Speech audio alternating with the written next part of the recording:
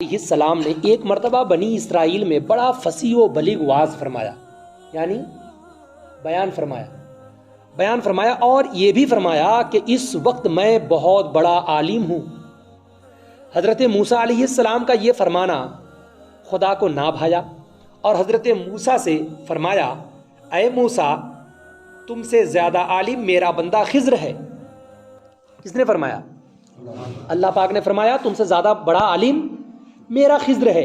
हज़रत मूसा अलैहिस्सलाम ने हज़रत खिज़्र से मुलाकात का शौक़ ज़ाहिर किया और खुदा से इजाज़त लेकर हज़रत खिज़्र को मिलने के लिए रवाना हो गए। खुदा ने मदद फरमाई और हज़रत मूसा अलैहिस्सलाम ने खिज़्र को पा लिया और उनसे कहा कि मैं आपके साथ रहना चाहता हूँ ताकि आपके इल्म से मैं भी कुछ मुस्तफ़ीद हूँ। हज़रत खिज़्र ने जवाब दिया कि आप मेरे साथ रहकर कई ऐसी बातें देखेंगे कि आप उन पर सब्र ना कर सकेंगे। हज़रत मूसा ने फरमाया, नहीं, मैं सब्र करूँगा, आप मुझे अपने साथ रहने दीजिए। हज़रत खिज़्र अलैहिस्सलाम ने फरमाया तो फिर मैं चाहे कुछ भी करूँ, आप मेरी किसी बात में दखल ना दें, यानी किसी भी बात में आप मुझे टोके नहीं और किसी भी बात में कुछ भी ना कहें। फरमाया मंजूर है। किसने फरमाया? हज़रत मूसा अलैहिस्सलाम ने फरमाया मंजूर है, मुझे, मैं आपके साथ रहना चाहता हूँ, आप जो कुछ भी कह रहे हैं मंजूर है। और आप साथ रहने लगे। एक रोज़ दोनों चले और कश्ती पर सवार हुए। कश्ती वाले ने हज़रत खिज़्र को पहचान कर मुफ्त बिठा लिया, मगर हज़रत खिज़्र अलैहिस्सलाम ने उसकी कश्ती को एक जानिब से तोड़ दिया और ऐबदार कर दिया। समझ में आई? मल्लाह जो था यानी कश्ती वाला, वो हज़रत खिज़्र अलैहिस्सलाम को पहचान लिया कि ये तो हज़रत खिज़्र हैं और पहचान कर उनको मुफ्त में बैठा लिया। कोई पैसे वैसे नहीं लिया, कोई किराया नहीं लिया। बैठाकर जब ले जाने लगा, बीच दरिया में जाने के बाद हज़रत खिज़्र अलैहिस्सलाम उसकी कश्ती को तोड़कर ऐबदार कर दिए। हज़रत मूसा अलैहिस्सलाम ये बात देखकर बोल उठे कि जनाब, ये आपने क्या किया कि एक गरीब शख्स की जिसने बिठाया भी हमें मुफ्त में है, आपने कश्ती तोड़ दी। हज़रत खिज़्र बोले, मूसा, मैं ना कहता था कि आपसे सब्र ना हो सकेगा और मेरी बातों में आप दखल दिए बगैर ना रह सकेंगे। हज़रत मूसा अलैहिस्सलाम ने फरमाया, ये मुझसे भूल हो गई है, आइंदा मोहतात रहूँगा। फिर चले तो रास्ते में एक लड़का मिला।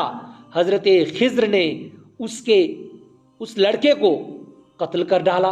हज़रत मूसा फिर बोल उठे कि ऐ खिज़्र, ये तुमने क्या किया? एक बच्चे को मार डाला। खिज़्र बोले, मूसा, आप फिर बोले, जाइए, मेरा और आपका साथ मुश्किल है। हज़रत मूसा फरमाने लगे, एक बार और मौका दीजिए, अब अगर बोला तो मुझे अलग कर देना। चुनांचे फिर चले तो एक ऐसे गांव में पहुंचे जिस गांव के बाशिंदों ने मूसा व खिज़्र अलैहिस्सलाम को खाना तक ना पूछा, बल्कि उन्होंने खाना तलब फरमाया। किसने? हज़रत मूसा और खिज़्र अलैहिस्सलाम ने उन गांव वालों से खाना तलब फरमाया, मांगा तो उन्होंने इनकार कर दिया। उस गांव में एक शिकस्ता मकान की दीवार गिरने वाली थी। हज़रत खिज़्र ने उस दीवार को अपने हाथ से सीधा करके मजबूती से कायम कर दिया।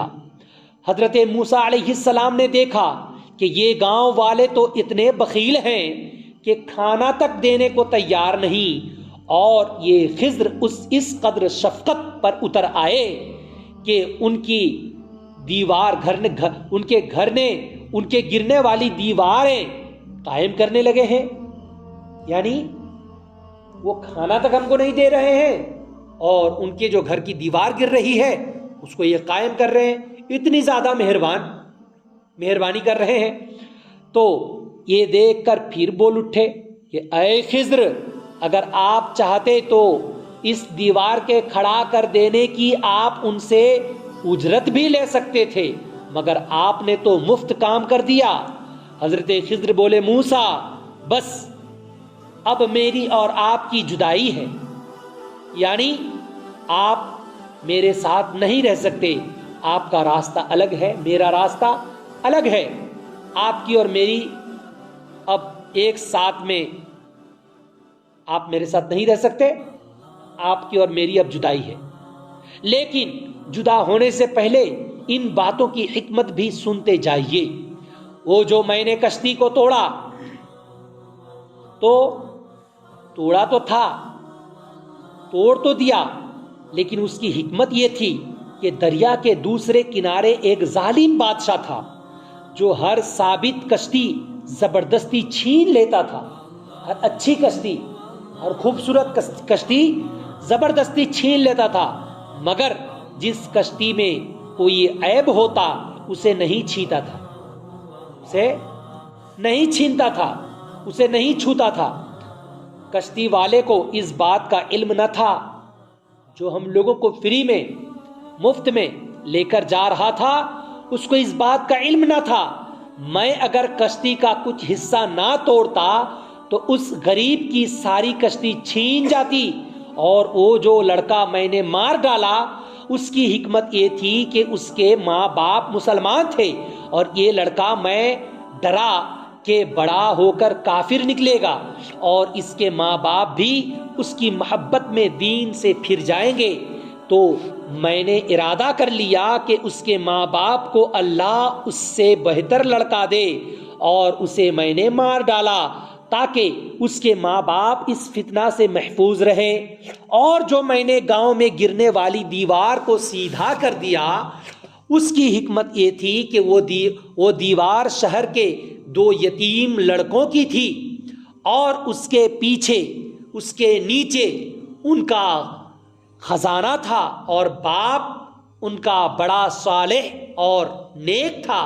तो रब की ये मर्जी थी कि दोनों बच्चे जवान हो जाएं और अपना खजाना आप निकाल लें। ये थी उन बातों की हिकमत जो आपने देखी, इसीलिए मैंने ये तमाम काम किए। ये कहाँ लिखा है? कुरान करीम पारा नंबर 16 रुकू नंबर 1। हजरात मोहतरम, इससे सबक क्या मिला कि दीन की बातों में ज़रूर कोई ना कोई हिकमत होती है।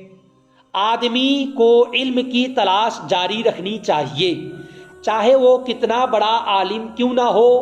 और ये भी मालूम हुआ कि अल्लाह के मकबूल बंदों को ये इल्म होता है कि फ़लाँ बच्चा बड़ा होकर मोमिन बनेगा या काफिर, मोमिन रहेगा या काफिर, मोमिन या काफिर होगा, ये भी अल्लाह के नेक बंदों को मालूम चल जाता। और ये भी मालूम हुआ कि अल्लाह के मकबूल बंदे जिस बात का इरादा कर ले खुदा वैसे ही कर देता है, क्योंकि हजरत खिज़्र अलैहिस्सलाम ने उस लड़के को कत्ल करके यूं फरमाया था, फ़अरदना अन युबदिलहुमा रब्बुहुमा खैरम मिन्हु, बस हमने इरादा कर लिया कि इन दोनों का रब इन्हें इससे बेहतर अता फरमाए। चुनांचे खुदाए पाक ने हजरत खिज़्र अलैहिस्सलाम के इरादा के मुताबिक उन दोनों को उससे बेहतर बच्चा अता फरमाया। हजरत मूसा अलैहिस्सलाम ने फरमाया था कि मैं इस वक्त सबसे बड़ा आलिम हूँ, तो अगर ऐसी बात हकीकत हो ये बयान करना हजरत मूसा अलैहिस्सलाम की सुन्नत है, मगर जब पता चल जाए कि मुझसे भी बड़ा कोई आलिम है उसके पास इल्म हासिल करने के लिए फिर जाना, ये भी मूसा अलैहिस्सलाम की सुन्नत है। बात समझ में आई? मूसा अलैहिस्सलाम पैगंबर हैं, एक नबी होने के बावजूद मूसा अलैहिस्सलाम फिर इल्म हासिल करने के लिए जा रहे हैं। इससे पता चला बहुत इल्म हासिल होने के बावजूद, बहुत इल्म रहने के बावजूद फिर भी इल्म हासिल करने जाना, ये हजरत पैगंबर दीन, पैगंबर खुदा, नबी खुदा, रसूल खुदा मूसा अलैहिस्सलाम की प्यारी सुन्नत है। बात समझ में आई। और तहदीस नेमत के तौर पे कहना कि मैं सबसे बड़ा आलिम हूँ इस वक्त जितने लोग यहाँ हैं, ये भी हजरत मूसा अलैहिस्सलाम की सुन्नत है, मगर ये बोलने से अल्लाह तबारक व तआला को पसंद नहीं आता है कि नहीं। मूसा अलैहिस्सलाम ने कहा था तो हजरत अल्लाह तबारक व तआला को ये ना भाया, इसलिए अल्लाह पाक ने फरमा दिया इस वक्त तुमसे बड़ा आलिम हमारे खिज़्र हैं। तो हजरत मूसा अलैहिस्सलाम ने क्या कहा कि या अल्लाह, तब तो मैं उनकी ज़ियारत करना चाहता, उनसे इल्म सीखना चाहता।